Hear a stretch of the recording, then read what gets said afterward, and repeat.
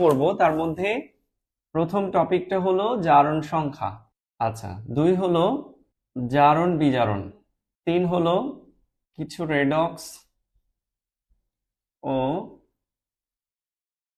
কিছু নন রেডক্স বিক্রিয়া। ওকে, জারণ সংখ্যা বা জারণ মান।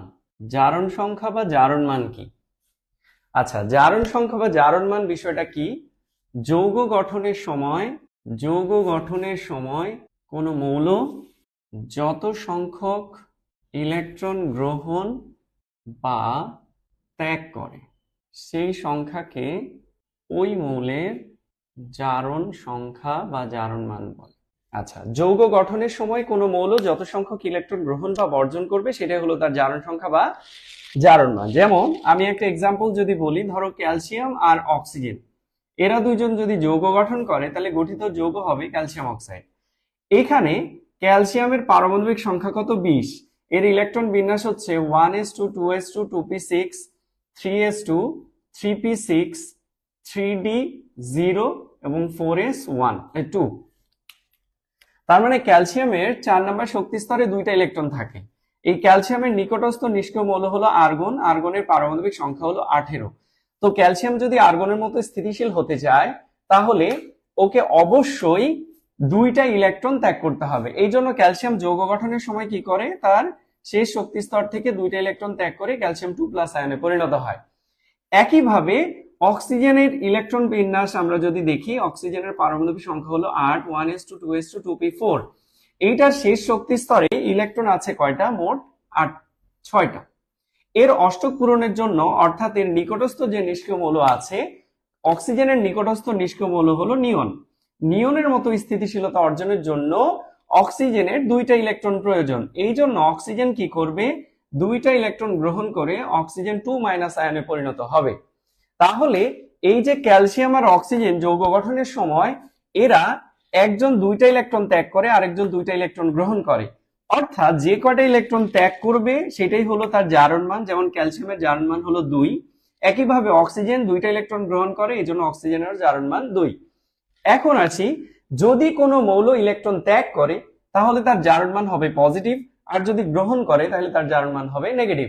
যেমন ক্যালসিয়াম এখানে 2টা ইলেকট্রন ত্যাগ করছে, এই জন্য ক্যালসিয়ামের জারণ মান হলো +2।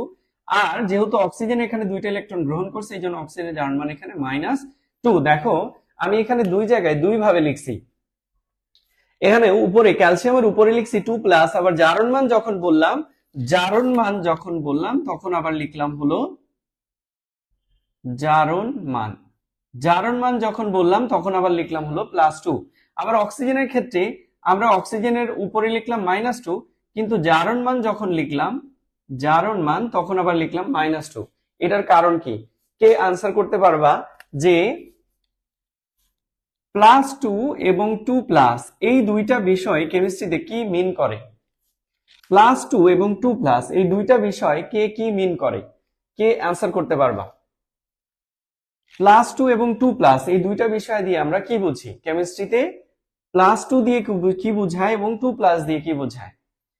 মানে চার্জ আগে এবং পরে থাকলে দুইটা জিনিস, দুই ধরনের বিষয় মেইন করে বা তোমার প্রকাশ করে।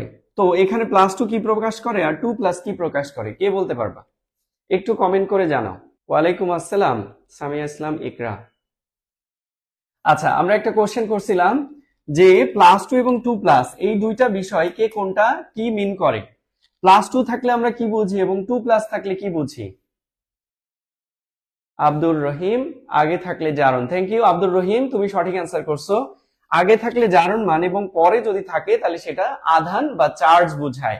তাহলে আমরা যদি বলি ক্যালসিয়ামের চার্জ কত? 2+, ক্যালসিয়ামের জারণ মান কত? +2। ওকে, আমি বোঝাতে পারছি কিনা? সবাইকে বিষয়টি ক্লিয়ার যে ক্যালসিয়ামের চার্জ কত? 2+, কিন্তু ক্যালসিয়ামের জারণ মান কত? +2। সবাইকে বিষয়টা বুঝতে পারছি? ক্যালসিয়ামের চার্জ হলো 2+ এবং আর জারণ মান হচ্ছে +2। ভেরি গুড আব্দুর রহিম, পরে থাকলে আয়ন। ধন্যবাদ, তুমি সঠিক অ্যান্সার করছো। তাহলে আমরা এই বিষয়টা সবাই ক্লিয়ার বুঝছি কিনা যে যৌগ গঠনের সময় কোনো মৌল যে কটা ইলেকট্রন ত্যাগ করবে সেটাই তার জারণ মান এবং যে কটা ইলেকট্রন গ্রহণ করবে সেটা তার জারণ মান। যেমন ক্যালসিয়াম দুইটা ইলেকট্রন ত্যাগ করে, এই জন্য জারণ মান +2, অক্সিজেন দুইটা ইলেকট্রন গ্রহণ করে, এই জন্য জারণ মান -2। অর্থাৎ ইলেকট্রন ত্যাগ করলে জারণ মান প্লাস আর ইলেকট্রন গ্রহণ করলে জারণ মান মাইনাস হয়। বিষয়টা সবাই বুঝতে পারছি? ধন্যবাদ। ঠিক আছে, তাহলে আমরা এর পরের টপিকে যাই। জারণ মানের পরে সবাই যোজনী বিষয়টা ক্লিয়ার আছো কিনা? যোজনী কাকে বলে? কে বলতে পারবা যোজনী কাকে বলে? যোজনী হলো কোন মৌল অপর কোন মৌলের সাথে কতগুলো বন্ধন তৈরি করতে পারে, সেটা হলো তার যোজনী। যেমন দেখো, এইটা আমি একটা যৌগের সংকেত লিখছি, গাঠনিক সংকেত, সেটা হলো কার্বন ডাইঅক্সাইডের। কার্বন ডাইঅক্সাইডে কার্বন কয়টা বন্ধন তৈরি করছে? এখানে কার্বন ডাইঅক্সাইডে কার্বন বন্ধন তৈরি করছে 1 2 3 4, অর্থাৎ কার্বনের বন্ধন গঠনের সামর্থ্য হলো 4। এজন্য কার্বনের যোজনী হলো 4। আর অক্সিজেন কয়টা বন্ধন তৈরি করছে? 2টা। তার মানে অক্সিজেনের যোজনী কত? 2। তার মানে যে কয়টা বন্ধন তৈরি করতে পারবে সেটাই হলো তার যোজনী বা জারণ মান। আচ্ছা, এখন আসি, যদি আমি H2O এর কথা বলি, এখানে হাইড্রোজেনের যোজনী কত এবং অক্সিজেনের যোজনী কত? তাহলে এইটা আমরা ভেঙে লিখব। অক্সিজেনের সাথে 2টা হাইড্রোজেন পরমাণু একক বন্ধনের মাধ্যমে যুক্ত থাকে। তাহলে অক্সিজেনের যোজনী কত? এখানে অক্সিজেন 2টা বন্ধন তৈরি করছে, এই জন্য অক্সিজেনের যোজনী 2। এবং হাইড্রোজেনের যোজনী হলো 1, কারণ হাইড্রোজেন একটা করে বন্ধন তৈরি করতে পারে। যুক্ত হওয়ার সামর্থ্য, ধন্যবাদ আর আব্দুর রহিম। যুক্ত হওয়ার সামর্থ্য, একটা মৌলের সাথে আরেকটা মৌলের যুক্ত হওয়ার সামর্থ্যকে তার যোজনী বলে। ওকে, তাহলে যোজনী হলো কোন মৌল অপর কোন মৌলের সাথে কতগুলো বন্ধন তৈরি করতে পারবে, সেটাই হলো তার যোজনী। আচ্ছা, এটাকে আরো একভাবে আমরা সংজ্ঞায়িত করতে পারি, সেটা কি? যেমন ধরো, কার্বনের ইলেকট্রন বিন্যাস হচ্ছে 1s2 2s2 2p2। আমরা জানি কোন মৌলের সর্বশেষ শক্তি স্তরে যে কয়টা ইলেকট্রন থাকে সেটাকে তার যোজনী ইলেকট্রন বলে। তার মানে কার্বনের যোজনী ইলেকট্রন হলো 4। এখন আসি কার্বনের যোজনী কত। তো যোজনী আমরা যদি ইলেকট্রন বিন্যাস দিয়ে বের করতে চাই, তাহলে আমরা বের করব এভাবে, যে কোন মৌলের শেষ শক্তি স্তরে যে কয়টা বিজোড় ইলেকট্রন আছে সেটা হলো তার যোজনী। যেমন আমি যদি 2p অরবিটালটাকে ভাঙি, তাহলে 2p অরবিটাল ভাঙলে এখানে আমরা 3টা অরবিটাল পাই, 2px 2py এবং 2pz। তাহলে কার্বনের ইলেকট্রন বিন্যাস হচ্ছে 2px1 2py1 এবং 2pz0। অর্থাৎ দেখো, কার্বনের শেষ শক্তি স্তরে 2টা বিজোড় ইলেকট্রন আছে। বিজোড় ইলেকট্রন কয়টা? 2টা। এই জন্য কার্বনের যোজনী হলো 2। আচ্ছা, একটু আগে আমরা বললাম যে কার্বনের যোজনী কত? 4। আচ্ছা, কিভাবে 4? কার্বনকে যদি তুমি উত্তেজিত করো, তাহলে এই যে 2s এ যে 2টা ইলেকট্রন জোড়া আছে, এখান থেকে একটা ইলেকট্রন 2p অরবিটালে চলে যাবে। তার মানে 2s এ থাকবে একটা ইলেকট্রন, 2px1 2py1 2pz1। এখন কার্বনের শেষ শক্তি স্তরে মোট বিজোড় ইলেকট্রন কয়টা? এখন কার্বনের শেষ শক্তি স্তরে মোট বিজোড় ইলেকট্রন আছে 4টা। এই জন্য কার্বনের যোজনী হবে 4। তার মানে স্বাভাবিক অবস্থায় কার্বনের যোজনী হলো 2, কিন্তু ইলেকট্রনিক এক্সাইটেশন করলে উত্তেজিত অবস্থায় কার্বনের যোজনী হয় 4। কথাটা বুঝতে পারছি কিনা? তার মানে কোন মৌলের শেষ শক্তি স্তরে যে কয়টা বিজোড় ইলেকট্রন থাকবে সেটা হলো তার যোজনী। আমরা ইলেকট্রন বিন্যাস দিয়ে এভাবে বিজোড় ইলেকট্রনের সংখ্যার সাহায্যে যোজনী বের করতে পারি। সবাই বুঝতে পারছি কিনা যোজনী বিষয়টা সবাই বুঝতে পেরেছে কিনা? সবাই একটু জানাবা যে যোজনী বিষয়টা সবাই বুঝতে পেরেছে কিনা, একটু কমেন্ট করে জানাবো যে যোজনী বিষয়টা বুঝতে পারছি কিনা। ক্লিয়ার? ধন্যবাদ বিল্লাহ সরকার, যোজনী বিষয়টা তোমরা ক্লিয়ার। এখন আসি, যোজনী এবং জারণ মান, এই দুইটা বিষয়ের মধ্যে আসলে কি বেসিক পার্থক্য আছে, এই বিষয়টা আমরা একটু ক্লিয়ার হব। এটা খুবই ইম্পর্টেন্ট একটা কোশ্চেন। যোজনী বিষয়টা ক্লিয়ার হওনি রাজকন্যা? আচ্ছা, ওকে, আমি আরেকবার একটু বলি। ধরো কার্বন CH4 যৌগে একটা কার্বন 4টা হাইড্রোজেনের সাথে বন্ধন তৈরি করে। তাহলে এখানে কার্বন কয়টা বন্ধন তৈরি করলো? 4টা। তার মানে কার্বনের যোজনী কত? 4। এখন এই বিষয়টা আমরা ইলেকট্রন বিন্যাস দিয়ে কিভাবে নির্ণয় করতে পারি, সেটা হচ্ছে কার্বনের ইলেকট্রন বিন্যাস করলে তুমি দেখবা যে এর ইলেকট্রন বিন্যাস হচ্ছে এরকম, 2s2 2p2 তে গিয়ে শেষ হয়। আচ্ছা, আমি 1s2 লিখলাম না, শুধু শেষ শক্তি স্তরটুকু লিখলাম, 2 নম্বর শক্তি স্তর, যেখানে s এবং p অরবিটাল আছে। এখন তুমি যদি p অরবিটালটাকে ভাঙো, p অরবিটাল হলো 3টা, কি কি? px py এবং pz। ইলেকট্রন বিন্যাসের নিয়ম হলো এই p অরবিটালে যে কটা ইলেকট্রন আছে প্রথমে x y z এ একটা একটা করে দিতে হবে, যদি আরো থাকে তাহলে আবার প্রথম থেকে দিতে হয়। তাহলে আমাদের p অরবিটাল ইলেকট্রন আছে একটা px এ একটা py এ দিলে pz টা 0 থাকে। যেহেতু pz অরবিটালটা 0 আছে অর্থাৎ ফাঁকা অরবিটাল আছে এবং 2 নম্বর শক্তি স্তরে একটা জোড়া ইলেকট্রন আছে, এই জন্য কার্বনকে যদি আমরা উত্তেজিত করি, এটাকে বলে ইলেকট্রনিক এক্সাইটেশন, তাহলে এই 2s থেকে একটা ইলেকট্রন 2p অরবিটালের যে ফাঁকা z অরবিটালটা আছে ওই অরবিটালে চলে যাবে। তাহলে 2p z অরবিটালে একটা ইলেকট্রন যদি আসে, এখানে আমরা বিজোড় ইলেকট্রন পাচ্ছি কয়টা? 4টা। তার মানে কার্বন 4টা হাইড্রোজেন পরমাণুর সাথে এই 4টা ইলেকট্রন শেয়ার করে এবং 4টা কার্বন হাইড্রোজেন বন্ধন তৈরি করে।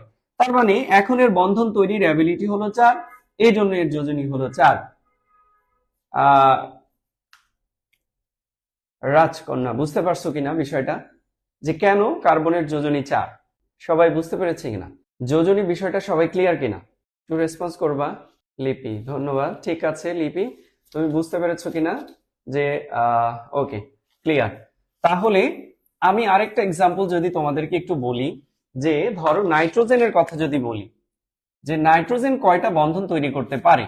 নাইট্রোজেনের যোজনী হলো 3। কেন?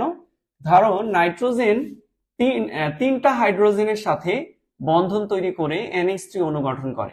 তার মানে নাইট্রোজেনের বন্ধন তৈরির অ্যাবিলিটি হলো 3। আবার নাইট্রোজেন অণুর কথা যদি বলি, তাহলে একটা নাইট্রোজেন অণুতে দুইটা নাইট্রোজেন পরমাণু একে অপরের সাথে ত্রিবন্ধনের মাধ্যমে যুক্ত থাকে, অর্থাৎ 3টা করে বন্ধন তৈরি করে, এই জন্য নাইট্রোজেনের যোজনী 3। এখন আসি এই বিষয়টা আমরা কিভাবে ইলেকট্রন বিন্যাস দিয়ে ক্লিয়ার হব। সেটা হচ্ছে নাইট্রোজেনের পারমাণবিক সংখ্যা হলো 7, এটার ইলেকট্রন বিন্যাস হচ্ছে 1s2 2s2 2p3। আচ্ছা, আমরা p অরবিটালটাকে ভাঙি, 1s2 2s2 2px1 2py1 2pz1। আচ্ছা, এখন বলো যে নাইট্রোজেনের যোজনী কত? এখানে বিজোড় ইলেকট্রন আছে কয়টা? 3টা, এই জন্য নাইট্রোজেনের যোজনী হলো 3। তার মানে বিজোড় ইলেকট্রন দিয়েও আমরা যোজনী নির্ণয় করতে পারি। এখন তুমি বলো যে নাইট্রোজেনের যোজনী কি শুধু 3, এর থেকে বাড়ানো যাবে কিনা বা এর যোজনী আর বৃদ্ধি পাবে কিনা? সবাই একটু কমেন্ট করে জানাবা যে নাইট্রোজেনের যোজনী 3 এর বেশি হবে কিনা। সবাই জানাবা নাইট্রোজেনের যোজনী 3 এর বেশি হবে কিনা। একটু ক্লিয়ার করে জানাও, আমাকে কমেন্ট করে জানাও যে নাইট্রোজেনের যোজনী 3 এর বেশি হবে কিনা। লাবিব ফারহান 5ও হয়। আচ্ছা, আর কেউ কমেন্ট করবা কিনা যে নাইট্রোজেনের যোজনী 3 এর বেশি হয় কিনা? 5 হয়, লাবিব ফারহান বলছে 5 হয়। আর কারো কমেন্ট আছে কিনা? 5 হয়। আর কোনো কমেন্ট আছে কিনা কারো? ওকে, আমি বলি নাইট্রোজেনের যোজনী 5 হয়, সেটা হচ্ছে স্পেশাল কিছু ক্ষেত্রে। কিন্তু এখন দেখো ইলেকট্রন বিন্যাস দিয়ে যদি আমরা বলি যে নাইট্রোজেনের আর কোনো ফাঁকা অরবিটাল আছে কিনা, 2 নম্বর শক্তি স্তরে তো আর 2d অরবিটাল হয় না, p অরবিটালের পরের অরবিটাল হলো d, তো 2d অরবিটাল তো আর হয় না। সেহেতু এইটাকে উত্তেজিত করলে এটা তার বিজোড় ইলেকট্রন সংখ্যা বৃদ্ধি করতে পারবে না, অর্থাৎ নাইট্রোজেনের যোজনী 3 হয়। 5 হয় কখন? এটা স্পেশাল কিছু ক্ষেত্র, যেমন ধরো N2O5 ডাইনাইট্রোজেন টেট্রাঅক্সাইড পেন্টাঅক্সাইড, এই যৌগে নাইট্রোজেনের যোজনী হলো 5, কিন্তু এটা স্পেশাল কিছু যৌগের ক্ষেত্রে। তাহলে নাইট্রোজেনের যোজনী সচরাচর 5 নয়, তবে স্পেশাল কিছু যৌগে এর যোজনী 5 হয়। কথা বুঝতে পেরেছি? ওকে, তাহলে যোজনী বিষয়টা যদি ক্লিয়ার হয়, এখন আমরা যোজনী আর জারণমান এই দুইটা বিষয়ের মধ্যে পার্থক্য দেখব। যোজনী, জারণমান। আচ্ছা, যোজনী ও জারণমানের মধ্যে কি কি পার্থক্য? প্রথম হলো যোজনী হলো বন্ধন গঠনের সামর্থ্য, বন্ধন গঠনের সামর্থ্য, আর জারণমান হচ্ছে ত্যাগকৃত বা গ্রহণকৃত ইলেকট্রন সংখ্যা, এটা হলো জারণমান। আচ্ছা, এরপরে আমরা যে পার্থক্যটা দেখলাম সেটা হচ্ছে যোজনী সব সময় ধনাত্মক, কিন্তু জারণমানে আমরা কি দেখলাম বলো? জারণমান কি সবসময় ধনাত্মক হয়? জারণমানটা কি সবসময় ধনাত্মক হয়? এখানে আমরা কি দেখলাম যে জারণমান কি সবসময় ধনাত্মক হয়? একটু কমেন্ট করে জানাও, জারণমানটা কি সবসময় আমরা ধনাত্মক দেখলাম? জারণ মান কি সবসময় ধনাত্মক হয়, পজিটিভ হয়? আচ্ছা, এই সেশনটা যারা করবা, এই লেকচারটা আজকে যারা করবা মনোযোগ দিয়ে, তারা আমার মানে একেবারে কনফার্ম থাকো যে জারণ বিজারণ থেকে একটা কোশ্চেন আসলে তোমরা নিশ্চিত এখান থেকে আনসার করতে পারবা। আর আমি যে শিটটা তোমাদেরকে পেজে দিছি, আপলোড করছি, ওই শিটটা তোমার হচ্ছে সবাই ডাউনলোড করে নাও ওখান থেকে। আচ্ছা, তাহলে জারণ মান কখনো শুধুমাত্র পজিটিভ হয় না, জারণ মান কিন্তু পজিটিভ নেগেটিভ দুইটাই হতে পারে। জারণ মান ধনাত্মক ও ঋণাত্মক হতে পারে, জারণ মান ধনাত্মক ও ঋণাত্মক হয়। আচ্ছা, যেমন ধরো ক্যালসিয়ামের, আমি বলছিলাম একটু আগেই যে ক্যালসিয়ামের জারণ মান কত, +2, আর অক্সিজেনের জারণ মান কত, -2। তার মানে জারণ মান পজিটিভ বা নেগেটিভ হতে পারে, কিন্তু যোজনী সবসময় ধনাত্মক। ওকে, এরপরে 3 নাম্বার পার্থক্য যেটা, সেটা হচ্ছে জারণ মান যোজনী সবসময় তোমার পূর্ণ সংখ্যা হয়। যোজনী সবসময় পূর্ণ সংখ্যায় হয়, পূর্ণ সংখ্যা। কিন্তু জারণ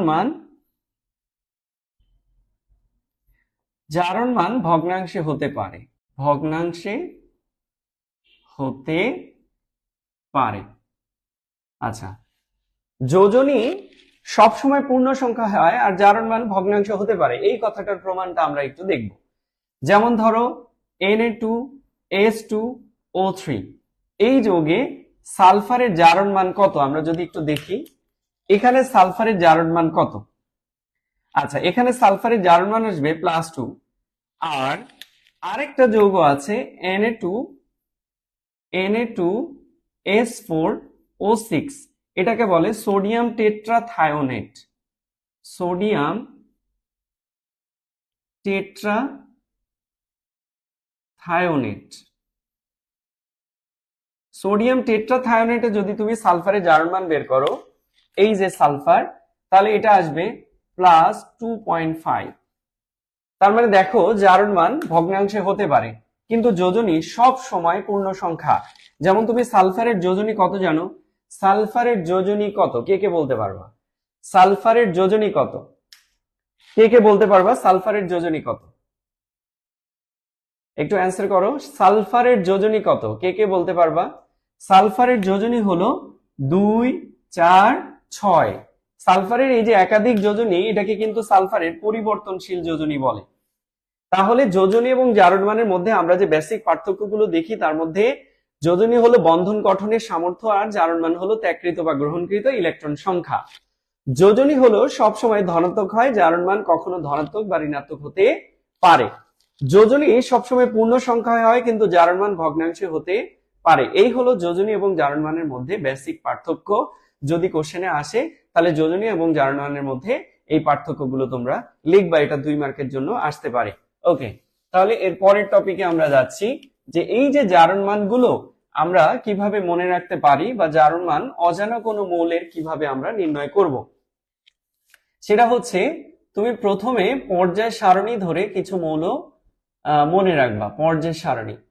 সেটা হচ্ছে এক, গ্রুপ 1 এর যে মৌলগুলো আছে এদের জারণ মান হলো +1 করে হবে। 1 নম্বর গ্রুপে কি কি মৌল আছে? সেটা হচ্ছে lithium, sodium, potassium, rubidium, caesium, francium. এরা হচ্ছে 1 নম্বর গ্রুপের মৌল, এদের জারণ মান +1 করে হবে। এখন এখানে আমরা হাইড্রোজেন লিখিনি, কারণ হাইড্রোজেনের জারণ মান কখনো +1 আবার কখনো -1 হতে পারে, এটা যৌগ ভেদে চেঞ্জ হয়। তাহলে হাইড্রোজেনের জারণ মান +1ও হয়, -1ও হয়। আচ্ছা, নিষ্ক্রিয় গ্যাসের যোজনী 0 হয়। হ্যাঁ, নিষ্ক্রিয় গ্যাসের যোজনী 0 হয়। নিষ্ক্রিয় গ্যাস কারা?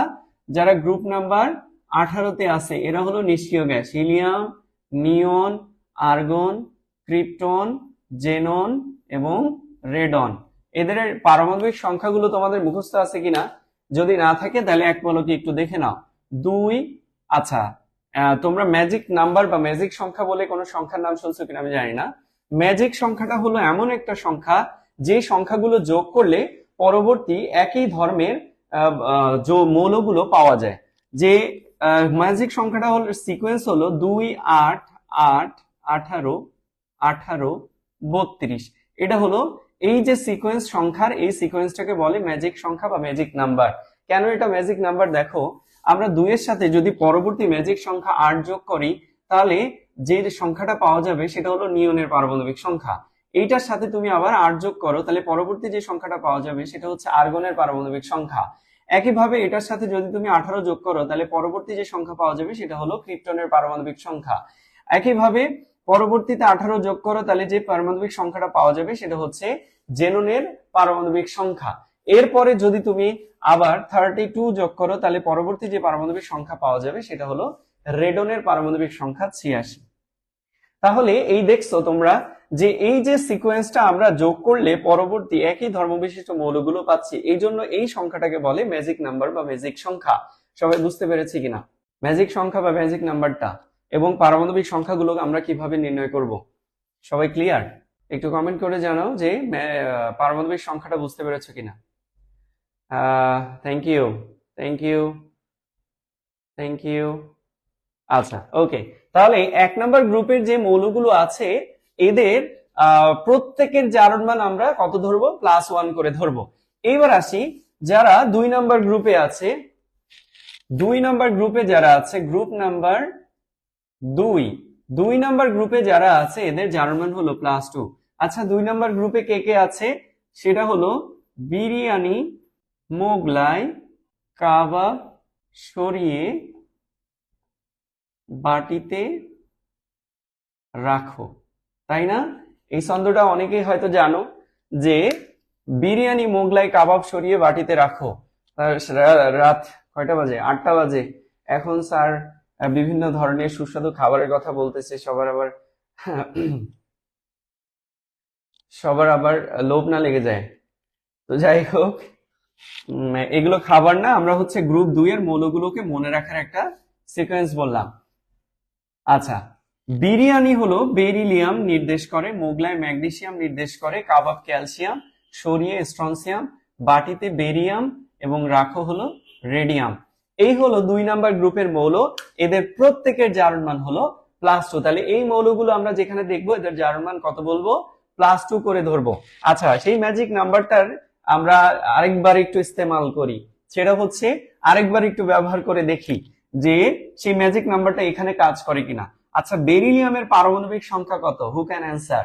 কে বলতে পারবা বেরিলিয়ামের পারমাণবিক সংখ্যা কত? বেরিলিয়ামের পারমাণবিক সংখ্যা কত? একটু কমেন্ট করে জানাও প্রত্যেকে যারা আছো, বেরিলিয়ামের পারমাণবিক সংখ্যা কত? এরকম আরো অনেক ম্যাজিক আছে, জারণ বিজারণ বিক্রিয়াতে তো আরো অনেকগুলো ম্যাজিক আছে। তো শেষ পর্যন্ত থাকো সেই ম্যাজিক গুলো পাওয়ার জন্য। হ্যাঁ, তো বেরিলিয়ামের পারমাণবিক সংখ্যা কত একটু প্রত্যেকে জানাও। বেরিলিয়ামের পারমাণবিক সংখ্যা কত? 4। তাসফিয়া তিথি, ধন্যবাদ। বেরিলিয়ামের পারমাণবিক সংখ্যা হলো 4। আচ্ছা, আমরা ম্যাজিক নাম্বারের যে সিকোয়েন্স শিখছিলাম সেটা হচ্ছে 2 8 8 18 18 32, তাই না? তো আমরা এই যে 2 এর পরবর্তী সংখ্যা হলো 4, তাহলে আমরা পরের সংখ্যাটা থেকে যোগ করা শুরু করব, সেটা হচ্ছে 8। তাহলে 4 এর সাথে 8 যোগ করো, কত হয়? 12। 12 হচ্ছে ম্যাগনেসিয়ামের পারমাণবিক সংখ্যা। এরপরে আবার 8 যোগ করো, কত হয়? 20। 20 হলো ক্যালসিয়ামের পারমাণবিক সংখ্যা। তারপরে আবার 18 যোগ করো, 20 আর 18 কত? 38। 38 হলো স্ট্রনসিয়ামের পারমাণবিক সংখ্যা। আবার 18 যোগ করো, কত হয়? 56 হলো বেরিয়ামের পারমাণবিক সংখ্যা। আবার 32 যোগ করো, তাহলে কত হবে? 88। এটা হলো রেডিয়ামের পারমাণবিক সংখ্যা। তাহলে এইভাবে তোমরা পরবর্তী মৌলগুলোর পারমাণবিক সংখ্যা ম্যাজিক নাম্বার দিয়ে বের করতে পারবা। সবাই বুঝতে পেরেছো কিনা? সবাই এই বিষয়টা বুঝতে পেরেছো কিনা যে 2 নাম্বার গ্রুপের মৌলগুলোর জারণ মান +2 এবং 2 নাম্বার গ্রুপের যে মৌলগুলো আছে beryllium, magnesium, calcium, strontium, barium এবং রেডিয়াম, এদের পারমাণবিক সংখ্যার ক্রমগুলো আমরা কিভাবে মনে রাখতে পারি সেটা হচ্ছে এই যে ম্যাজিক নাম্বার, এই সিকোয়েন্সটা যদি আমরা যোগ করি তাহলে এখানে আমরা পরবর্তী মৌলগুলোর পারমাণবিক সংখ্যা পেয়ে যাব। সবাই ক্লিয়ার? বুঝতে পেরেছি কিনা? Everyone answer me. সবাই ক্লিয়ার? বুঝতে পেরেছি কিনা? ক্লিয়ার বিষয়টা সবাই? নেটের প্রবলেম হচ্ছে নাকি? আমার কথা ক্লিয়ার শোনা যায়? ক্লিয়ার স্যার, বুঝছি, ধন্যবাদ। প্রত্যেকে অ্যাক্টিভ হয়ে যাও, যারা আছো প্রত্যেকে অ্যাক্টিভ হয়ে যাও, প্রত্যেকে একটু কমেন্ট করো যারা যারা আছো, এবং লাইভটা যারা এখনো শেয়ার করো নাই তারা প্রত্যেকে আবার লাইভটা শেয়ার করে দাও। হ্যাঁ, ওকে, তাহলে আমরা পরের টপিকে যাচ্ছি। তারপরে 2 নাম্বার গ্রুপের পরে 3 থেকে 12 পর্যন্ত, গ্রুপ 3 থেকে 12 পর্যন্ত এই গ্রুপের মৌলগুলোর জারণমান পরিবর্তন হয়, এজন্য এগুলো জারণমান আমরা মুখস্থ করতে পারবো না। এরপরে চলে যাচ্ছি একবারে গ্রুপ নাম্বার 17তে। 17 নাম্বার গ্রুপে যে মৌলগুলো আছে এদেরকে হ্যালোজেন মৌল বলে। হ্যালোজেন মৌলগুলোর জারণমান সবসময় -1 হবে। হ্যালোজেন মৌলগুলো কারা? ফ্লোরিন, ক্লোরিন, ব্রোমিন, আয়োডিন, অ্যাসিটিন এবং টেনেসিন। এই হলো তোমার 17 নাম্বার গ্রুপের মৌলগুলো। এখন একটু খেয়াল করবা, প্রত্যেকে এই বিষয়টা খুব মনোযোগ সহকারে দেখবা যে এই যে 17 নাম্বার গ্রুপের যে অধাতুগুলো আছে এর মধ্যে ফ্লোরিন আর ক্লোরিন এদের ভৌত অবস্থা হলো গ্যাসীয়, ব্রোমিনটা তরল অবস্থায় থাকে, আর আয়োডিন থেকে শুরু করে এরা সলিড অবস্থায় থাকে, কঠিন অবস্থায় থাকে। তাহলে এদের ভৌত অবস্থার পরিবর্তনটা খেয়াল রাখবে সবাই। সেটা হচ্ছে ফ্লোরিন আর ক্লোরিন গ্যাসীয় স্টেটে থাকে, ব্রোমিনটা তরল অবস্থায় থাকে, এবং আয়োডিন থেকে টেনেস্টিন পর্যন্ত এরা সবাই কঠিন অবস্থায় থাকে। সবাই বুঝতে পারছি কিনা? সবাই বুঝতে পেরেছি কিনা? Everyone clear? ঝটপট ঝটপট কমেন্ট করতে হবে, অনেক টপিক বাকি আমাদের এখনো। এবং যারা এখনো লাইভটা শেয়ার করেনি প্রত্যেকেই লাইভটা শেয়ার করে দাও। যারা এখনো শেয়ার করনি তারা প্রত্যেকেই লাইভটা শেয়ার করে দাও। আচ্ছা, তাহলে আমরা পরের গ্রুপগুলোতে যাচ্ছি। গ্রুপ নাম্বার 17-র পরে গ্রুপ নাম্বার 16-তে যারা আছে, গ্রুপ নাম্বার 16-তে যারা আছে, 16 নাম্বার গ্রুপের জারণমান -2 হতে পারে, +2 হতে পারে, +4 হতে পারে, +6ও হতে পারে। এটা যৌগভেদে পরিবর্তন হয়। এরপরে আসি গ্রুপ নাম্বার 16-তে যে মৌলগুলো আছে, তোমরা জানো কিনা যে 16 নাম্বার গ্রুপের মৌলগুলোর একটা বাণিজ্যিক নাম আছে। কি সেই নামটা কে বলতে পারবা? 16 নাম্বার গ্রুপের মৌলগুলোর বাণিজ্যিক নাম কি? আচ্ছা, এর পরের গ্রুপে আমি যাই, তোমরা 16 নাম্বার গ্রুপের বাণিজ্যিক নামটা বলতে থাকো কমেন্টে। সেটা হচ্ছে 15 নাম্বার গ্রুপ। 15 নাম্বার গ্রুপের মৌলগুলোর জারণমান -3 হতে পারে, +3 হতে পারে, +5ও হতে পারে। এটা যৌগ ভেদে চেঞ্জ হয়। আচ্ছা, এরপরে আসে গ্রুপ নাম্বার 14। 14 নাম্বার গ্রুপ যারা 14 নাম্বার গ্রুপ, এদের জারণমান কত? -4 হতে পারে, +4ও হতে পারে। এই হলো তোমার জারণমান পর্যায় সারণীতে যে মৌলগুলো আমরা মনে রাখবো সেই মৌলগুলো। আচ্ছা, আমি কোশ্চেন করছিলাম যে 16 নাম্বার গ্রুপের মৌলগুলোর একটা ইন্ডাস্ট্রিয়াল নাম আছে। এই 16 নাম্বার গ্রুপের মৌলগুলোর নাম কি? কে বলতে পারবা? 16 নাম্বার গ্রুপের মৌলগুলোকে কি বলে? 16 নাম্বার গ্রুপের মৌলগুলোকে কি বলে? যেমন 17 নাম্বার গ্রুপের মৌলগুলোকে যেমন বলে হ্যালোজেন, হ্যালোজেন মৌল। 16 নাম্বার গ্রুপের মৌলগুলোকে এরকম কি নামে ডাকে? কে আনসার করতে পারবা যে 16 নাম্বার গ্রুপের মৌলগুলোকে কি নামে ডাকা হয়, কি নামে অভিহিত করা হয়? 16 নাম্বার গ্রুপের মৌলগুলোর নাম কি? কে বলতে পারবা? প্রত্যেকেই একটু কমেন্ট করে জানাও 16 নাম্বার গ্রুপের মৌলগুলোকে কি বলে। 17 নাম্বার যেমন হ্যালোজেন, 16 নাম্বার গ্রুপের মৌলগুলোকে কি বলে? প্রত্যেকে কি জানি? ইয়েস অর নো লিখবো আমরা, ইয়েস অর নো। জানলে ইয়েস নাম লিখবো। চালকোজেন, ভেরি গুড। চালকোজেন, এটা হলো চ্যালকোজেন। চ্যালকোজেন, হ্যাঁ, এটার নাম কি? চ্যালকোজেন। স্পেলিংটা ঠিক করে নাও। তাসফিয়া তিথি, তুমি সঠিক অ্যান্সার করছো। এটা চালকোজেন না, চ্যালকোজেন হবে। হ্যাঁ, তাহলে 16 নাম্বার গ্রুপের মৌলগুলোকে চ্যালকোজেন কেন বলে? এইটা কে আনসার করতে পারবা? 16 নাম্বার গ্রুপের মৌলগুলোকে চ্যালকোজেন কেন বলে? চ্যালকোজেন বলা হয় কেন? কে বলতে পারবা? 16 নাম্বার গ্রুপের মৌলগুলোকে চ্যালকোজেন বলা হয় কেন? 16 নাম্বার গ্রুপের মৌলগুলোকে চ্যালকোজেন মৌল বলা হয় কেন? কে বলতে পারবা?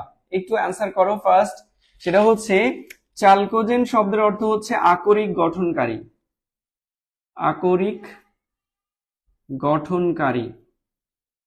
16 নম্বর গ্রুপের মৌলগুলোকে বলে চ্যালকোজেন মৌল, কারণ এরা হলো আকরিক গঠনকারী। চ্যালকোজেন শব্দের অর্থ হচ্ছে আকরিক গঠনকারী। সবাই ক্লিয়ার? ক্লিয়ার বিষয়টা? কেন 16 নম্বর গ্রুপের মৌলগুলোকে চ্যালকোজেন মৌল বলে? এর কারণ হচ্ছে এরা আকরিক গঠন করে, এই জন্য এদেরকে চ্যালকোজেন মৌল বলে। আচ্ছা, আকরিক নিয়ে চ্যাপ্টার 10 তোমাদের আলোচনা আছে। হ্যাঁ, ভেরি গুড লাবিব ফারহান। আকরিক হিসেবে পাওয়া যায় না, আকরিক গঠন করে, এই জন্য এদেরকে চ্যালকোজেন মৌল বলে। ওকে, তাহলে পর্যায় সারণীতে আমরা এইভাবে পর্যায় সারণীর মৌলগুলোর আমরা হচ্ছে জারণ মান মনে রাখবো। এবার আসি 2 নম্বর পয়েন্ট। 2 নম্বর হলো আমরা নিরপেক্ষ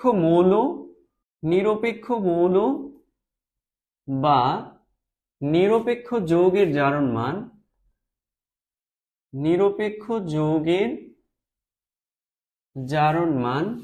আচ্ছা, নিরপেক্ষ মৌল বা যৌগ বিষয়টা কি? যেমন ধরো জিঙ্ক, এটা কি কোনো যৌগ গঠন করছে? না, এটা মৌল হিসেবে আছে। এই ধরনের মৌলগুলো যখন একা একা থাকে এদেরকে বলে হচ্ছে নিরপেক্ষ মৌল। এই ধরনের মৌলগুলোকে বলে হচ্ছে এই ধরনের মৌলগুলোর জারণ মান হচ্ছে 0।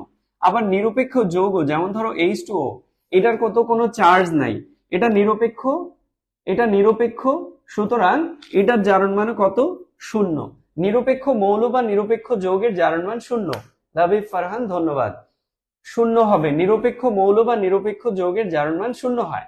ওকে, তাহলে আমরা এখানে হ্যাঁ, যেগুলো যুক্ত থাকে না বা একা একা থাকে, যার কোনো চার্জ নাই, উপরে কোনো চার্জ দেওয়া নাই, তাদের জারণ মান এরকম 0 হয়। এরকম নিরপেক্ষ মৌলগুলোর জারণ মান 0। এইবার আসি খুবই ইম্পর্টেন্ট একটা কথা, সেটা হলো অক্সিজেনের জারণ মান। অক্সিজেনের জারণ মান, অক্সিজেনের জারণ মান সবসময় কত হবে? -2। অক্সিজেনের জারণ মান সবসময় -2, কিন্তু অক্সিজেনের কিছু স্পেশাল যৌগ আছে, যেমন ধরো পারঅক্সাইড। পারঅক্সাইডে অক্সিজেনের জারণ মান -1, আর সুপার অক্সাইড যদি হয়, সুপার অক্সাইডে অক্সিজেনের জারণ মান কত? সুপার অক্সাইডে অক্সিজেনের জারণ মান -1/2। তাহলে আবার বলি, ওয়ালাইকুম আসসালাম আন্দালিফ, অনেক পরে আসছো, এত দেরি কেন? অক্সিজেনের জারণ মান হলো -2, পার অক্সাইডে অক্সিজেনের জারণ মান -1, এবং সুপার অক্সাইডে অক্সিজেনের জারণ মান -1/2। থ্যাংক ইউ তাসফিয়া তিথি। পার অক্সাইডের সংকেত লিখছো হাইড্রোজেন পার অক্সাইড, লাবিব ফারহান ধন্যবাদ। H2O2। আচ্ছা, এটাকে কেন পার অক্সাইড বলে, এইটা সম্পর্কে তোমরা জানো কিনা? আসলে মূল যে প্রবলেম বা চ্যালেঞ্জের জায়গা, সেটা হলো আমি কিভাবে বুঝবো যে এই যৌগটাতে অক্সিজেনের জারণ মান -2, এটাতে তোমার হচ্ছে -1, এটাতে -1/2। সেটা হচ্ছে তোমাকে আগে বুঝতে হবে যে কোনটা অক্সাইড, কোনটা পার অক্সাইড এবং কোনটা সুপার অক্সাইড। আচ্ছা, এই কথাটা আমরা একটু এক্সপ্লেইন করব এখন। দেখো, আমি যদি সোডিয়ামের সাথে অক্সিজেনের যৌগ গঠন করি, তাহলে আমরা জানি যে মৌলগুলো সবসময় তাদের নিজেদের মধ্যে যোজনী বিনিময় করে। তাহলে অক্সিজেনের যোজনী 2 এটা সোডিয়ামকে দিতে হবে, আর সোডিয়ামের যোজনী 1 অক্সিজেনকে দিতে হবে। এই যে যৌগটা গঠন হইলো, এই যৌগটাকে বলে sodium oxide. Sodium oxide. Okay, এখন এই যে সোডিয়াম অক্সাইড গঠন হলো, এখন আমি যদি সোডিয়ামের সাথে অক্সিজেনের একটা পার অক্সাইড গঠন করি, সোডিয়াম পার অক্সাইড যদি আমরা লিখতে চাই, সোডিয়াম পার অক্সাইড, সোডিয়াম পার অক্সাইড যদি আমি লিখতে চাই, তাহলে সেটা কিভাবে লিখব? আচ্ছা, পার অক্সাইড আমি এটাকে এইভাবে সংজ্ঞায়িত করি। সোডিয়াম পার অক্সাইডের সংকেত কি হবে?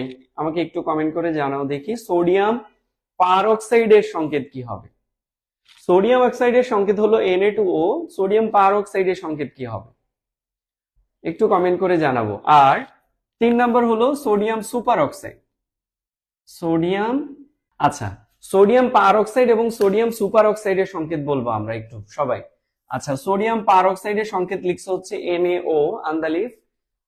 আর কে লিখছো? লাবিব ফারহান লিখছো Na2O2, Na2O2। ধন্যবাদ তোমরা যারা Na2O2 লিখছো, এটা হলো সোডিয়াম পার অক্সাইডের সংকেত হবে।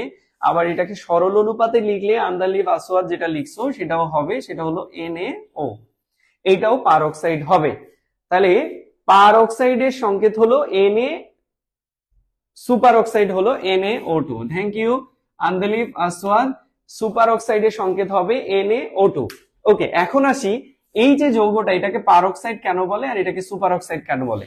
আমি যদি একটু বলি যে এই যৌগটার টোটাল শতকরা পরিমাণ কত? 100%। এর মধ্যে সোডিয়াম 2 ভাগ আর অক্সিজেন 1 ভাগ, অর্থাৎ অক্সিজেনের এখানে শতকরা সংযুতি যদি তুমি বের করো তাহলে এখানে আসবে 33.33%। এইবার আসি, এই যে পারঅক্সাইড এখানে টোটাল যদি 100% ধরি তাহলে এটা 2 ভাগ এটা 2 ভাগ, অর্থাৎ 50-50 করে আছে। এই জন্য অক্সিজেনের এখানে পার্সেন্টেজ আমরা লিখতে পারি 50%। এবার আসি সুপার অক্সাইডে, দেখো অক্সিজেনের পার্সেন্টেজ কত, 66.67%। তার মানে অক্সাইড, পারঅক্সাইড এবং সুপার অক্সাইডের পার্থক্য কিন্তু হয়তো তোমরা বুঝে ফেলছো, সেটা হলো অক্সাইডে অক্সিজেনের পার্সেন্টেজ যা থাকে পারঅক্সাইডে তার থেকে বেশি থাকে, সুপার অক্সাইডে অক্সিজেনের পার্সেন্টেজ আরো বেশি থাকে। তাহলে আমরা পারঅক্সাইড এবং সুপার অক্সাইড এইভাবে চিনতে পারি। এইভাবেও হয়তো অনেকের চিনতে প্রবলেম হতে পারে, সেক্ষেত্রে আমার একটা ব্যাখ্যা আছে। সেই ব্যাখ্যাটা হচ্ছে এরকম, ধরো তুমি যদি অক্সাইড লেখো তাহলে অক্সাইডের মধ্যে আমরা কিভাবে লিখি, ধরো পটাশিয়াম অক্সাইড লিখবো, তাহলে K2O, অক্সিজেনের যোজনী পটাশিয়ামকে দিব, পটাশিয়াম যোজনী অক্সিজেনকে দিব। কিন্তু যখন আমরা পারঅক্সাইড লিখবো তখন K2O2 লিখবো। এখানে পারঅক্সাইড মানে হচ্ছে অক্সিজেন তার পাওয়ার দেখায়। কিরকম পাওয়ার, সেটা হচ্ছে অক্সিজেনের যোজনী আমরা জানি যৌগ গঠনের সময় অন্য মৌলকে দিতে হয়, কিন্তু এখানে তার অক্সিজেন নিজের পাওয়ার নিজে দেখায়, নিজের যোজনী নিজেও ব্যবহার করবে, অন্য মৌলকেও দিবে। এই ধরনের যৌগগুলোকে পারঅক্সাইড বলে। আচ্ছা, সুপার অক্সাইড কোনটা, যেখানে অক্সিজেন তার সুপার পাওয়ার দেখাবে, অর্থাৎ অক্সিজেনের যোজনী অক্সিজেন নিজে ব্যবহার করবে, অন্যকে দিবে না। এই ধরনের যৌগগুলোকে বলে হচ্ছে সুপার অক্সাইড। কথাটা কি সবাই বুঝতে পেরেছি কিনা? সবাই একটু কমেন্ট করে জানাবা যে পারঅক্সাইড, সুপার অক্সাইড এবং অক্সাইড যৌগগুলো আমরা এখন চিনতে পারবো কিনা, ক্লিয়ার বুঝতে পেরেছি কিনা এভরিওয়ান। আচ্ছা, এবার আসি 4 নম্বর পয়েন্টে।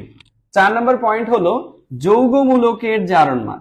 যৌগমূলকের জারণ মান কত?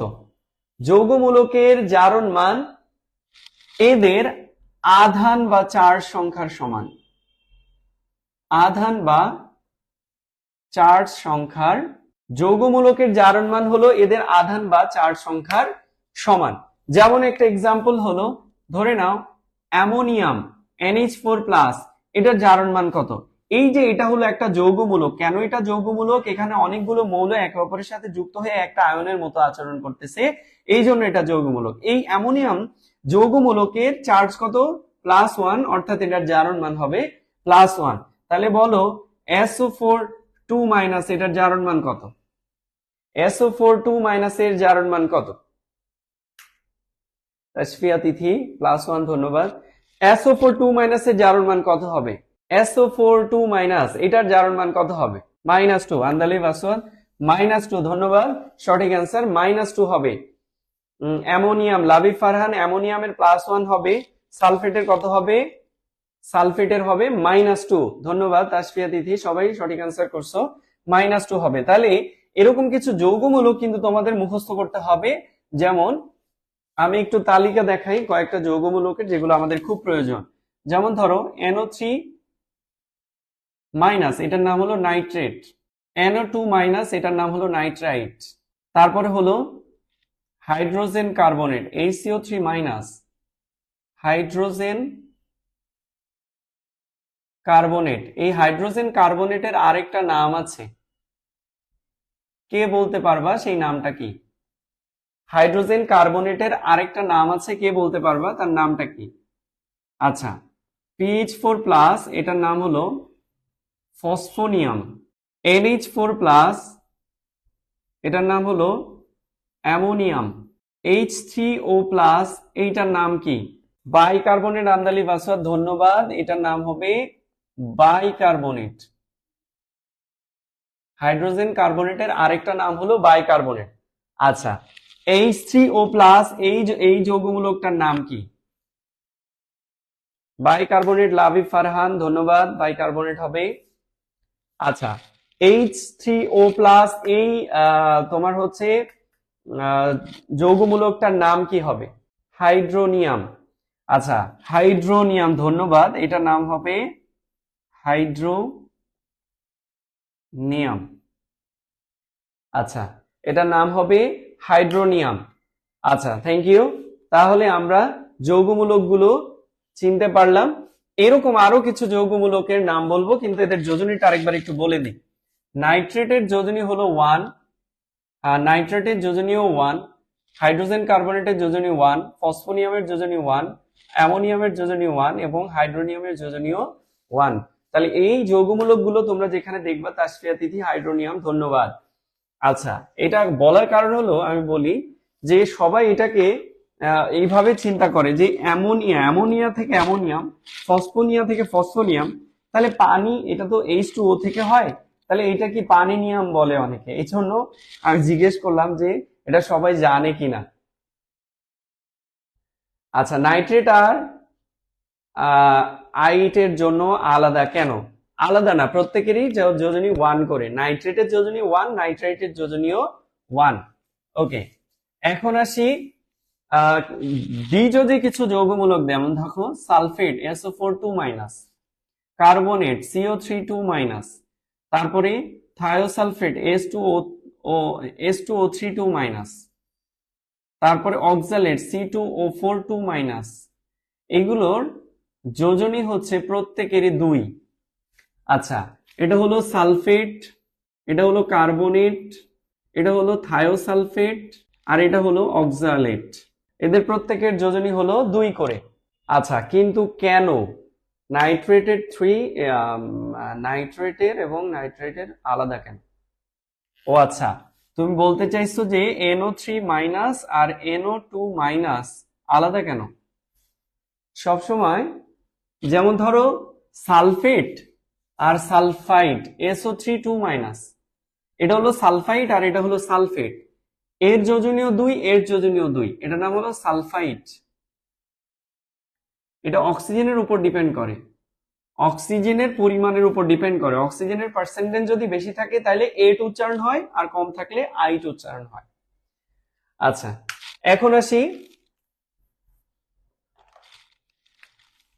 ত্রিযোজী যদি কোনো যৌগমূলক আসে তাহলে এটা আসবে PO4 3-, এটা হলো ফসফেট আয়ন। ফসফেট আয়ন, এটার যোজনী হলো 3।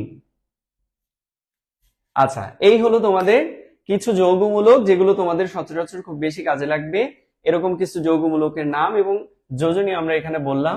এইবার আসি, এইগুলো যদি আমাদের মনে থাকে তাহলে আমরা যে কোনো যৌগমূলকের বা যে কোনো যৌগের জারণ মান আমরা যে কোনো মৌলের নির্ণয় করতে পারবো, যে কোনো যৌগ থেকে।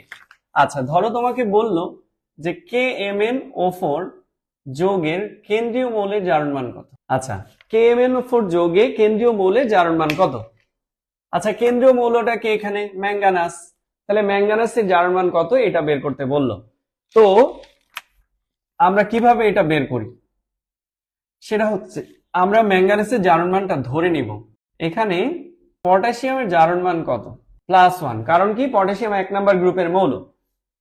আচ্ছা, অক্সিজেনের জারণ মান কত? অক্সিজেনের জারণ মান হলো -2। আচ্ছা, ধরে নিতে হবে ম্যাঙ্গানাসের জারণ মান, ধরি ম্যাঙ্গানাসের জারণ মান x।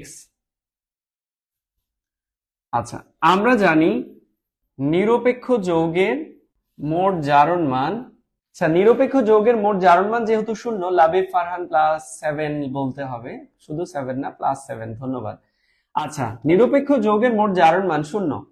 আচ্ছা, তাহলে নিরপেক্ষ যৌগের মোট জারণ মান যদি 0 হয় তাহলে আমরা শর্ত মতে লিখতে পারি, শর্ত মতে যে পটাশিয়ামের জারণ মান +1 প্লাস ম্যাঙ্গানিজের জারণ মান x প্লাস অক্সিজেনের জারণ মান -2 ইন্টু অক্সিজেন যৌগটার মধ্যে কয়টা আছে? 4টা আছে, তাহলে -2 ইন্টু 4 ইকুয়ালস 0। তাহলে এখানে আসতেছে 1 + x - 8 ইকুয়ালস 0 বা x - 7 ইকুয়ালস 0। সুতরাং x ইকুয়ালস +7। তাহলে ম্যাঙ্গানিজের জারণ মান এখানে আসতেছে +7। লাবিব ফারহান, ধন্যবাদ, +7। আচ্ছা, লাবিব ফারহান কমেন্ট করার পরে আবার ডিলিট করে দিচ্ছ বোধহয়, নাকি? আমি তোমার আগের কমেন্টগুলো পাচ্ছি না কেন? আচ্ছা, ওকে, তাহলে লাবিব ফারহান তুমি সঠিক অ্যান্সার করছো, সেটা হচ্ছে +7 হবে ম্যাঙ্গানিজের জারণ মান। এরকম যতগুলো যৌগ আছে আমি এখানে অনেকগুলো প্র্যাকটিস তোমাদেরকে দিয়ে রাখছি, এগুলো সব তোমরা করবা বাসায় বসে বসে। আর নেট ডিস্টার্ব, আসলে তোমার একার নেট ডিস্টার্ব করতেছে না, পুরো বাংলাদেশে নেটে ডিস্টার্ব। শুনছো হয়তো যে নেট ব্যবসায়ীরা অনেক টাকা ডিউ করে ফেলছে, তো এই টাকা পরিশোধ না করা পর্যন্ত আসলে নেটের লাইনের স্পিড ঠিক হচ্ছে না। তো এই জন্য প্রত্যেকেরই নেটের এরকম অবস্থা। আমাদেরও অনেক অনেক বেশি তোমার হচ্ছে স্পিডে নেট লাইন, কিন্তু তারপরেও আমরা এই দেখো আমাদের অবস্থা একই রকম। তো যাই হোক, এরকম যতগুলো যৌগ আছে তাদের জার্মানের আমি প্র্যাকটিস দিয়ে রাখছি শীটের মধ্যে, তোমরা শীটটা গ্রুপ থেকে নিয়ে নিবা, পেজ থেকে নিয়ে নিবা। ঠিক আছে, তাহলে আমরা যাচ্ছি। ধরে নাও তোমাকে বললো MnO4 - A ম্যাঙ্গানাসের জারণ মান কত। আচ্ছা, এখানে দেখো ম্যাঙ্গানাসের জারণ মান যেহেতু, যাই হোক আমাদেরও নেটের প্রবলেম হচ্ছে, এর জন্য দুঃখিত। নেটের স্পিডের সাথে আসলে আমাদের স্পিডের সাথে নেটের স্পিড মিলতেছে না, এই জন্য একটু প্রবলেম হচ্ছে। তো এখন ক্লাসগুলো আসলে আগের মতো ফ্রিকোয়েন্ট হচ্ছে না, এই জন্য আসলে ইয়াও কম পাচ্ছি, এনার্জিও কম পাচ্ছি। তো যাই হোক, আমি এই শীটের মধ্যে অনেকগুলো প্র্যাকটিস তোমাদেরকে দিয়ে রাখছি। এই শীটটা তোমরা ওই পেজ থেকে এবং গ্রুপ থেকে ডাউনলোড করে এখান থেকে তোমরা প্র্যাকটিস করবা যতগুলো আছে। ইনশাল্লাহ এর বাইরে যদি এই জারণ মান নির্ণয় করতে বলে তাহলে এর বাইরে আসবে না, ইনশাল্লাহ এর ভিতরেই আসবে। তো ঠিক আছে, আমরা পরের কথায় চলে যাই। জারণ মান আমরা ক্লিয়ার, আমরা মোটামুটি জারণ মান এখন বের করতে পারবো। তাহলে পরের যে টপিক, কক্সবাজার না, এটা আসলে সারা বাংলাদেশের প্রবলেম, সব জায়গাতে একই অবস্থা। ওয়াইফাই যারা ইউজ করতেছে তাদের প্রত্যেকেরই একই অবস্থা, কিন্তু যারা ডাটা ইউজ করতেছে তাদের ক্ষেত্রে আলাদা কথা, ডাটার ক্ষেত্রে হয়তো একটু প্রবলেম কম হচ্ছে, বাফারিং কম হচ্ছে। তো আমরা পরের টপিক যেটা সেটাতে চলে যাচ্ছি, সেটা হলো রেডক্স বা জারণ বিজারণ কাকে বলে। আচ্ছা, যে সকল রাসায়নিক বিক্রিয়ায় ইলেকট্রন আদান প্রদান ঘটে। জারণ বিজারণ বিক্রিয়া। আচ্ছা, জারণ বিজারণ বিক্রিয়া হলো যেখানে ইলেকট্রন আদান প্রদান ঘটে। তাসফিয়া তিথি ধন্যবাদ। ইলেকট্রন আদান প্রদান যেখানে ঘটে সেটাই হলো জারণ বিজারণ বিক্রিয়া। আচ্ছা, আমরা একটা এক্সাম্পল যদি বলি, যে ধরো এইচ হাইড্রোজেন আর অক্সিজেন এরা দুজন বিক্রিয়া করে এখানে H2O গঠন করে। তো আমরা যেটা জানি সেটা হচ্ছে নিরপেক্ষ মৌলের জারণ মান সবসময় শূন্য হয়। এখানে হাইড্রোজেন নিরপেক্ষ, অক্সিজেনও নিরপেক্ষ, এদের জারণ মান কত হবে? শূন্য। এবার উৎপাদের মধ্যে আমরা যদি যাই, তাহলে হাইড্রোজেন যেহেতু 1 নম্বর গ্রুপের মৌল, যৌগের মধ্যে আছে, এর জারণ মান +1 হবে। আর অক্সিজেনের জারণ মান আমরা কত জানি? -2। তাহলে এখানে আমরা যে বিষয়টা খেয়াল করব সেটা হচ্ছে হাইড্রোজেনের জারণ মান 0 থেকে +1 হচ্ছে, অর্থাৎ জারণ মান বৃদ্ধি পাচ্ছে। আর অক্সিজেনের জারণ মান 0 থেকে -2 হচ্ছে, অর্থাৎ জারণ মান কমে যাচ্ছে। তো জারণ মান বাড়ে বা কমে এই বিষয়টা হয় কখন? যখন ইলেকট্রন আদান প্রদান হয়, অর্থাৎ এই বিক্রিয়ার মধ্যে ইলেকট্রন আদান প্রদান হচ্ছে, এই জন্য এই বিক্রিয়াটাকে আমরা জারণ বিজারণ বিক্রিয়া বলতে পারি। ওকে, এখন আসি জারণ বিজারণ বিক্রিয়ার কয়টা অংশ। জারণ বিজারণ বিক্রিয়ার অংশ হলো দুইটা, একটা জারণ আর একটা হলো বিজারণ। জারণ বিক্রিয়া এবং বিজারণ বিক্রিয়া। এখন এই জারণ বিজারণ বিক্রিয়া যদি আমরা আলাদা করে বলি, জারণ কাকে বলে? জারণ হচ্ছে যে বিক্রিয়ায় কোনো রাসায়নিক সত্তা ইলেকট্রন ত্যাগ করে। যে বিক্রিয়ায় কোনো রাসায়নিক সত্তা ইলেকট্রন ত্যাগ করে তাকে জারণ বিক্রিয়া বলে। আর বিজারণ হলো উল্টা, যে বিক্রিয়ায় কোনো রাসায়নিক সত্তা ইলেকট্রন গ্রহণ করে, জাস্ট জারণের জায়গায়, ত্যাগের জায়গায় গ্রহণ লিখে দেব, তাকে বিজারণ বিক্রিয়া বলে। এখন হাইড্রোজেনের জারণ, অক্সিজেনের বিজারণ। ধন্যবাদ তাসফিয়া তিথি। আচ্ছা, তাহলে আমরা এখানে যে বিষয়টা ক্লিয়ার করতে চাচ্ছি সেটা হলো জারণ এবং বিজারণ। দেখো আমরা এই যে সংজ্ঞাটা লিখছি, তোমাদের এখানে কোশ্চেনের মধ্যে ইলেকট্রনীয় মতবাদ বলতে পারে, যে জারণ বিজারণের ইলেকট্রনীয় মতবাদ লিখো, অথবা জারণ বিজারণের ইলেকট্রনীয় ব্যাখ্যা লিখো। ইলেকট্রনীয় মানে কি? ইলেকট্রন দিয়ে যে সংজ্ঞাটা আছে সেই সংজ্ঞাটা লিখতে বলতে পারে। তো ইলেকট্রনীয় মতবাদটা হলো এটাই, যে যে সকল রাসায়নিক বিক্রিয়া ইলেকট্রন আদান প্রদান হয় তাকে জারণ বিজারণ বিক্রিয়া বলে। এখন জারণ কাকে বলে? যে বিক্রিয়া কোনো রাসায়নিক সত্তা ইলেকট্রন ত্যাগ করে সেটা জারণ, আর যে বিক্রিয়া কোনো রাসায়নিক সত্তা ইলেকট্রন গ্রহণ করে সেটা হলো বিজারণ। এখন আসি, এই যে রাসায়নিক সত্তা, যে রাসায়নিক সত্তার কথা বলতেছে এটা আসলে কে? জারণ বিক্রিয়ায় যে রাসায়নিক সত্তা ইলেকট্রন ত্যাগ করে তাকে বিজারক বলে, তাকে বিজারক বলে। আর বিজারণ বিক্রিয়ায় যে রাসায়নিক সত্তা ইলেকট্রন গ্রহণ করে তাকে জারক বলে। বুঝতে পারছি কিনা কথাটা? যে জারণ বিক্রিয়ায় যে রাসায়নিক সত্তা ইলেকট্রন ত্যাগ করে তাকে বিজারক বলে, আর বিজারণ বিক্রিয়ায় যে রাসায়নিক সত্তা ইলেকট্রন গ্রহণ করে তাকে জারক বলে। ওকে, কথাটা ক্লিয়ার, বুঝতে পারছি। দেখো একটু এটা একটু আসলে গোজামেল। এই যে জারণ করে বিজারক, বিজারণ করে জারক, জারণ বিক্রিয়ায় বিজারিত হয়, বিজারণ বিক্রিয়ায় জারিত হয়, এরকম ঘটনাগুলো মনে রাখা একটু টাফ। তো এই বিষয়টাকে আমরা একটু সংক্ষেপে যদি উপস্থাপন করি তাহলে এভাবে করতে পারি। সেটা হচ্ছে তোমরা চারটা ডেফিনেশন আলাদা আলাদা মুখস্থ না রেখে দুইটা লাইনে এটাকে সংক্ষিপ্ত করে নিয়ে আসতে পারো। সেটা হচ্ছে জারণ বিক্রিয়ায় বিজারক পদার্থ ইলেকট্রন ত্যাগ করে জারিত হয়, এটা একটা লাইন। আরেকটা হলো বিজারণ বিক্রিয়ায় জারক পদার্থ ইলেকট্রন গ্রহণ করে বিজারিত হয়, এটা হলো আরেকটা লাইন। দেখো এই দুইটা লাইন একটা ম্যাজিকের মতো কাজ করবে। কিরকম? এই দুইটা লাইন যদি তুমি মুখস্থ করতে পারো তাহলে এখান থেকে তুমি চারটা সংজ্ঞা বানায় লিখতে পারবা। কিভাবে? একটু চিন্তা করতে থাকো সবাই, যে কিভাবে এখান থেকে চারটা লাইন বানায় লেখা সম্ভব। প্রত্যেকে একটু চিন্তা করতে থাকো যে লাইনটা প্রত্যেকেই দুইবার করে একটু পড়ো। জারণ বিক্রিয়ায় বিজারক পদার্থ ইলেকট্রন ত্যাগ করে জারিত হয়, বিজারণ বিক্রিয়ায় জারক পদার্থ ইলেকট্রন গ্রহণ করে বিজারিত হয়। এখন এখান থেকে আমরা কিভাবে চারটা লাইন, চারটা সংজ্ঞা বানাই লিখতে পারি তারই একটা টেকনিক আমি তোমাদেরকে দেখাবো। তাহলে সবাই রেডি টেকনিকটা দেখার জন্য নাকি? সকলে রেডি যে কিভাবে দুইটা লাইন থেকে আমরা চারটা সংজ্ঞা বানায় লিখতে পারি? যে আমরা এই দুইটা লাইন যদি মুখস্থ করতে পারি তাহলে এখান থেকে চারটা সংজ্ঞা বানায় লিখতে পারবো। জারণ বিক্রিয়ায় বিজারক পদার্থ ইলেকট্রন ত্যাগ করে জারিত হয়, বিজারণ বিক্রিয়ায় জারক পদার্থ ইলেকট্রন গ্রহণ করে বিজারিত হয়। এই দুইটা লাইন যদি মুখস্থ করতে পারি আমরা এখান থেকে চারটা সংজ্ঞা বানায় লিখতে পারবো। সবাই রেডি তো সেই টেকনিকটা দেখার জন্য? রেডি? Ready everyone? রেডি? সবাই কি রেডি যে সেই টেকনিকটা কি সবাই জানতে চাও? সবাই কি জানতে চাও সেই টেকনিকটা? সবাই সবাই কমেন্ট করো, সবাই কি টেকনিকটা জানতে চাও? ওকে, সকলেই টেকনিকটা জানতে চাও কিনা? দুইজন কমেন্ট করেছে, বাকিরা বলো। আচ্ছা ওকে, আমি এটার জারণ বিজারণ এক্সপ্লেইন করে দিব। এটা ওকে রেডি? তাহলে ঠিক আছে, আমি দেখো তোমাদের একটা ব্যানার লিখেছি। এই ব্যানারটাতে কি লেখা আছে সবাই একটু দেখো তো ভালো করে, যে ব্যানারটার মধ্যে কি লেখা আছে। বলো এই ব্যানারটার মধ্যে কি লেখা আছে? ব্যানারটাতে কি লেখা আছে সবাই ক্লিয়ার দেখতে পাচ্ছ? যে, ধন্যবাদ। আচ্ছা যে দিয়ে একটা গান মনে আছে কিনা বলো তো?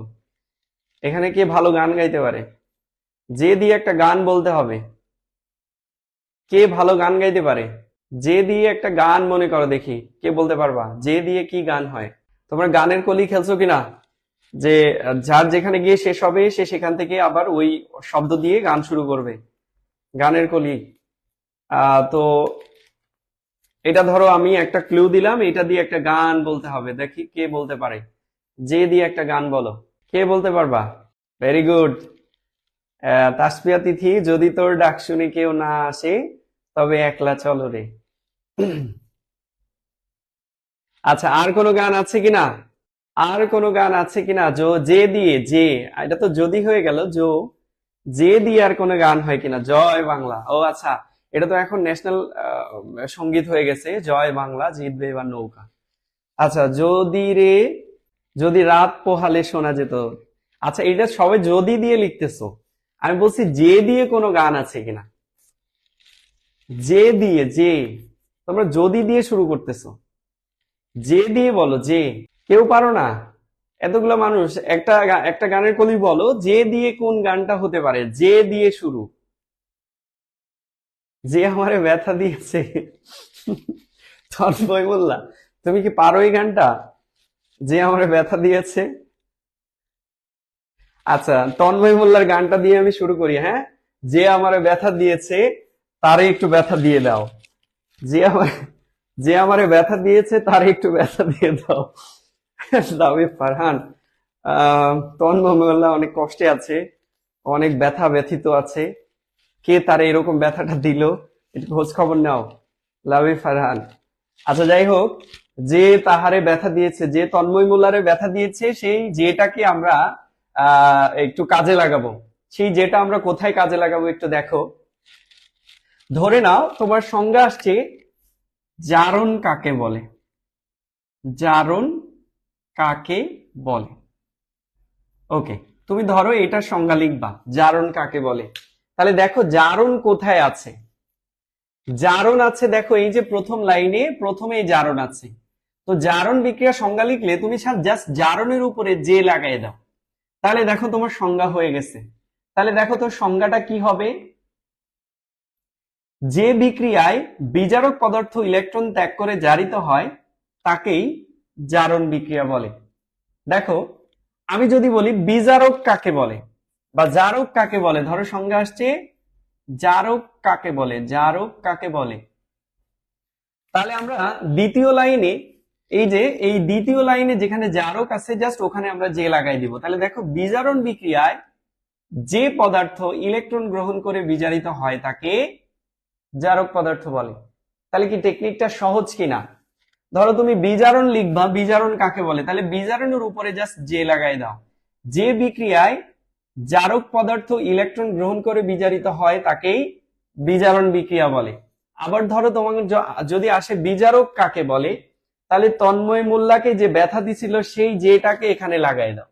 তাহলে দেখো জারণ বিক্রিয়ায় যে পদার্থ ইলেকট্রন ত্যাগ করে জারিত হয় তাকেই বিজারক পদার্থ বলে। তাহলে বিষয়টা বুঝতে পারছো কিনা, যে এই দুইটা লাইন যদি তুমি মুখস্থ রাখতে পারো তাহলে এখান থেকে তন্ময় মোল্লারে যে ব্যথা দিছিল সেই যে লাগাই লাগাই তুমি এখানে সংজ্ঞা বানায় ফেলতে পারবা। সবাই কি ক্লিয়ার বিষয়টা? সবাই কি বিষয়টা ক্লিয়ার? সবাই কি ক্লিয়ার? অনেক অনেক হাসি তো পাওয়ারই কথা। তন্ময় মোল্লা তুমি যে ব্যথা পাইছো সেই ব্যথায় আবার হাসি কিভাবে আসে? যাই হোক, তোমার ব্যথাকে আমরা হাসিতে রূপান্তর করে দিলাম। তোমার যাই হোক, এটা আমরা দুষ্টুমির ছলে বলছি। তন্ময় মোল্লা তোমার আম্মুকে বলে এটা সিরিয়াসলি না নিতে। আর আমরা শেখার জন্য আসলে একটু দুষ্টুমির ছলে শিখলাম। কেমিস্ট্রি একটু বোরিং বিষয়, তো অনেকে এটা আসলে খুব বোরিংলি নেয়। এই কেমিস্ট্রিতে এত এক্সেপশন, এত ঝামেলা, এত সংকেত, এত যোজনী, এগুলো মনেই থাকে না। কি একটা হজবরল একটা সাবজেক্ট আসলে। আমি যে এতদিন ধরে কেমিস্ট্রি পড়তেছি, নিজেও পড়াচ্ছি, কিছু বিষয়গুলো আসলে আমার নিজের কাছে একটু এলোমেলো লাগে, কিন্তু পড়তে তো হবেই। তো যাই হোক, সবাই কি বিষয়টা বুঝতে পারছে কিনা, যে জারণ বিজারণ বিক্রিয়া যদি আমরা মনে রাখতে চাই তাহলে আমরা এই শর্ট টেকনিক দিয়ে এটা মনে রাখতে পারি। সেটা হচ্ছে জারণ কাকে বলে, বিজারণ কাকে বলে, জারক কাকে বলে, বিজারক কাকে বলে, বিষয়গুলোকে আমরা এই দুইটা লাইন দিয়ে মুখস্থ করে লিখতে পারি। এখন যে বিষয়টা আমি তোমাদেরকে শেখাবো সেটা হচ্ছে জারণ বিজারণ বিক্রিয়া তুমি চিহ্নিত করবা কি করে, যে এই বিক্রিয়াটা আসলে জারণ বিজারণ কিনা, এখানে জারণ বিজারণ হয়েছে কিনা, এটা আমরা কিভাবে বুঝবো। দেখো, জারণ বিজারণ চিহ্নিতকরণ, জারণ বিজারণ, জারণ বিজারণ আমরা কিভাবে চিহ্নিত করতে পারি। হ্যাঁ অবশ্যই লাবিব ফারহান, তোমার বিক্রিয়াটা আমি এখন এক্সপ্লেন করে দিব। তুমি আবার আর একটু কমেন্টে আমাকে বিক্রিয়াটা একটু দেখাও, আমি আবার তোমাকে বিক্রিয়াটা বুঝাই দিব। আমি একটু জারণ বিজারণ কিভাবে চিহ্নিত করব সেই বিষয়টা একটু ক্লিয়ার করি। সেটা হচ্ছে যদি কোনো মৌলের জারণ মান বিক্রিয়কের মধ্যে কম থাকে এবং উৎপাদে গিয়ে বেশি হয় তাহলে বুঝবা ওইটা জারণ বিক্রিয়া। আর যদি জারণ মান বেশি থেকে কম হলে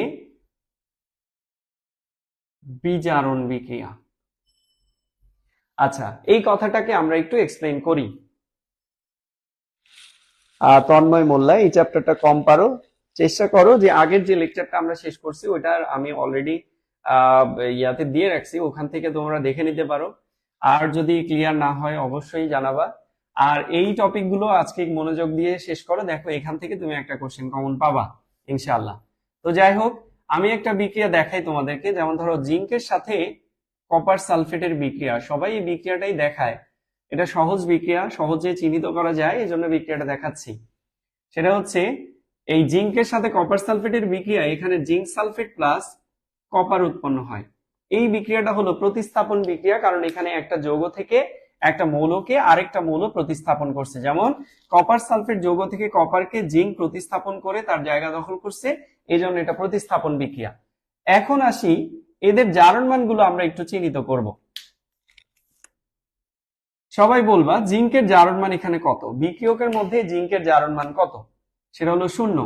উৎপাদের মধ্যে জিঙ্কের জারণ মান কত? কপারের জারণ মান কত? 0। আচ্ছা, সালফেটের জারণ মান কত? আমরা জানি যৌগমূলক সালফেটের জারণ মান হলো -2, এখানেও সালফেটের জারণ মান -2। আচ্ছা, যেহেতু যৌগের মোট জারণ মান 0, তাহলে সালফেটের জারণ মান যদি -2 হয়, তাহলে কপারের জারণ মান কত? +2। এখানেও তাই, সালফেটের জারণ মান -2, তাহলে জিঙ্কের জারণ মান কত? +2। এই দুইটার যোগফল 0, এই দুইটার যোগফল 0। এখন আসি, এই দেখো জিঙ্কের এখানে জারণ মান 0 থেকে +2 হচ্ছে, অর্থাৎ জারণ মান বাড়তেছে, বৃদ্ধি পাচ্ছে, এই জন্য এটা জারণ বিক্রিয়া। জারণ মান এই যে আমরা লিখলাম, কম থেকে বেশি হলে জারণ, এই যে জারণ মান কম ছিল, জিঙ্কের বেড়ে গেল, এই জন্য এটা জারণ বিক্রিয়া। আর কপারের জারণ মান +2 থেকে 0 হয়ে গেল, তাহলে এটা কি ধরনের বিক্রিয়া? +2 থেকে 0, এটা বাড়ছে না কমছে? কপারে কমে গেল, অর্থাৎ এইটা কি হবে? বিজারণ বিক্রিয়া। বিজারণ বিক্রিয়া।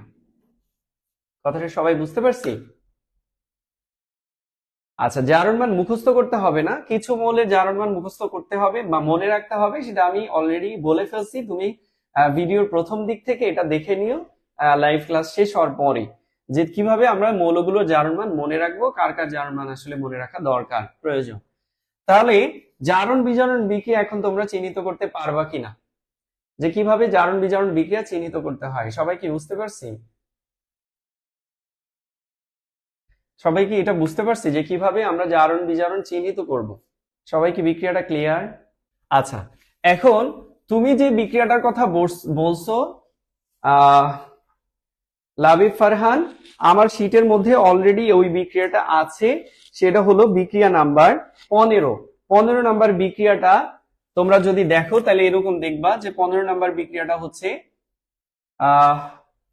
মার্কিউরি ক্লোরাইডের সাথে মার্কারি যোগ করলে এখানে হচ্ছে মার্কিউরাস ক্লোরাইড। আচ্ছা, এখানে তুমি এটা খুবই সহজে বের করতে পারবা, সেটা হচ্ছে দেখো এখানে মার্কারি জারণ মান কত বিক্রিয়কের মধ্যে? এটা জারণ মান 0, কারণ এটা একা একা আছে।